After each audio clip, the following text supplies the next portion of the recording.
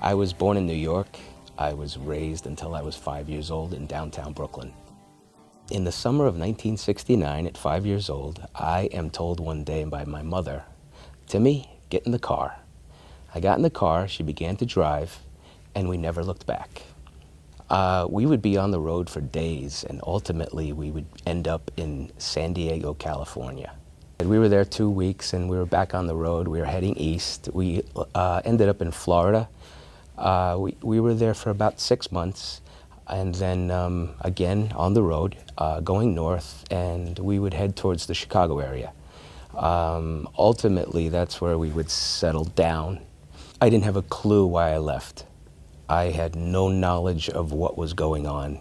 I don't think I even had the capability of formulating the questions at that time to ask what was happening. All I knew was that something terrible had happened, but I just couldn't gather the thought process to put it together.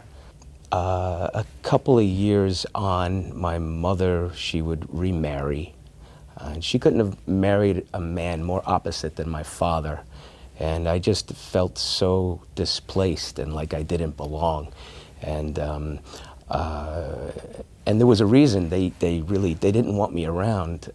By the time I was 9, 10 years old, my mother was finding me work so that I wasn't in the house. And so those middle years in the 70s, that's where I would find my comfort, which became the radio. I start to recognize my own voice and that I can carry these tunes. And so I started singing in my room with the radio, and it brought me a certain level of comfort, of escape. I was trying to escape this whole turmoil that was surrounding me. There was just an uncomfortable feeling of being at home. And so I would just lock myself in my room and spend hours of just singing songs. And there was came on strong, a desire to be able to get back to New York, because there was something I had lost there. And I didn't know what it was. I remembered that little church that my dad had. My mom was playing the music and leading the choir. And so there was something there that my heart and soul was left behind there. And so I was 10 days out of high school. My mom, she would drive me all the way back to New York from Chicago and drop me off. I had an aunt and an uncle who, they had a house in Brooklyn that they rented out rooms, and I was able to stay there. And so that was my beginning of my journey back in New York.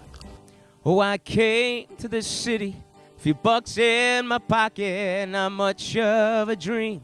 I didn't even like it, but somehow by the grace of God, I've lasted all these years. They tried to swallow and eat me alive. It's truly a wonder how I survived, but here I am standing, still facing all of my fears. So many dead end roads with empty pots of gold, so many illusions that tried to sweep me away. Never much to hold on to, not many breaks came through. Oh, but that's okay, 'cause I'm really happy being right here with you. Oh, I'm so glad I never knew the future. I would ultimately find out what had happened in downtown Brooklyn in that summer of '69. And I would come to find out that my father was gay. And my mother would one day tell me in a very brash way, of his life. And I remember feeling at the time that when she told me, I was sad. I missed him. All I wanted to do was tell him I loved him and that I forgive him for whatever happened. And but Dad had these two things going on in his life. He was gay, but he was also a preacher. And he played music, and he played music from the church. And so he had these two things that he was wrestling with all of his life. And I would be there to see that wrestling going on in his heart, in his mind, in his thinking, in his thoughts. And I would watch him really suffer mentally, emotionally, because there was a part of him that longed to want to serve God as a preacher. And yet there was this other part of him that he felt so drawn to. And so it was difficult. It was difficult to process and go through with him. But I would stick with Dad every step of the way. He was a dear man, and multitudes of people loved Dad. He had his issues,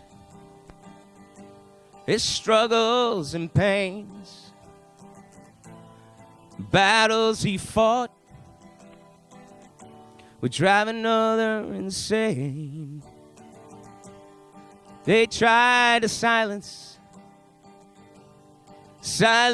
his voice, deep and alone. They gnawed at his bones, oh, but heaven come down when he starts to sing and play. Oh, how we used to love the praise. He would sing those simple songs about the love of God and His grace. And we'd all be overwhelmed, caught up in another realm. So I would meet this beautiful young lady in 1984 on a blind date. I would actually drive over to her house. She would open the door, and our eyes would meet, and we knew. It was like lightning struck. We would marry in 1985, and we would have a son named Kyle. My wife gets a phone call from her doctor telling her that her biopsy for cancer had come back positive. April, May, June, July, August, Claire would ultimately succumb to her illness, breast cancer, that had gone to her brain on August 7th, 2008. There was one profound moment that would happen in April of 2008 where this song would come on the radio, and it would speak profoundly to what we were going through.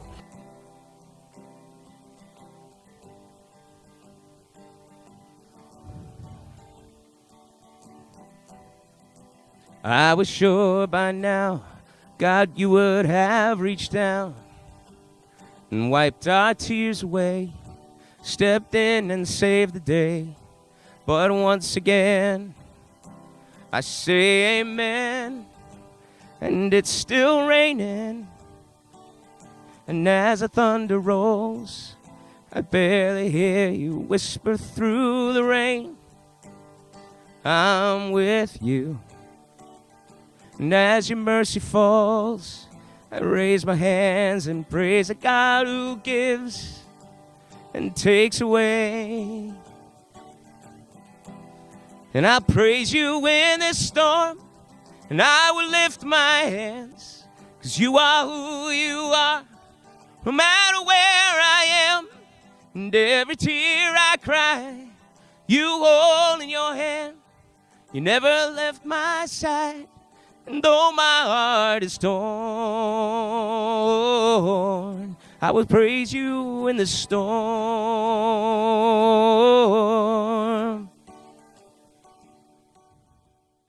I was a police officer. And when I would ultimately join the police department in 1986 here in New York City, I would lose touch with a lot of things, but not the music. And so it would always be part of me. I would sing in church a lot. I would ultimately, in the early 90s, I would join a choir in Brooklyn that I would be one of the soloists. I went to a seminar, and the seminar was about finding out what you are supposed to be doing with yourself at that time. And I would go through this 2-day seminar, and it would come down to write this show about my life. And so that's exactly what I would do. I would come home, put pen to paper, and start to put together this show called On the Radio. It's been a very cathartic experience. It's been very, it's been helpful to me. It's been rewarding to me in my own journey in life, because ultimately, the whole point of it is to not only help me, but it's really to help others, to speak to people and speak into their lives about, you know what, I've been there. If you're there, life doesn't end there. Life keeps on going. There's things to continue to pick your feet back up and keep pursuing and moving forward, and don't let these issues keep you back from what it is that you've been called in your life to do. And so ultimately, On the Radio is about, it's an inspirational show, and it's to really bring hope, not to discourage anybody, but to give that sign of hope to someone. I really didn't fully understand what I was doing when I raised my right hand and made that promise. But I knew what I was doing was a good thing, yeah. And I'm so glad I did my time. The city of New York gave me a badge and a gun. And they sent me out but said, watch your back, son. I went out and did my job, running to those radio runs, running around the streets of New York City. I locked up some bad guys, but most were sad guys, caught up in a web of self-destruction. I really looked at it as a mission of mine. Bring some hope, maybe they would find a way to function.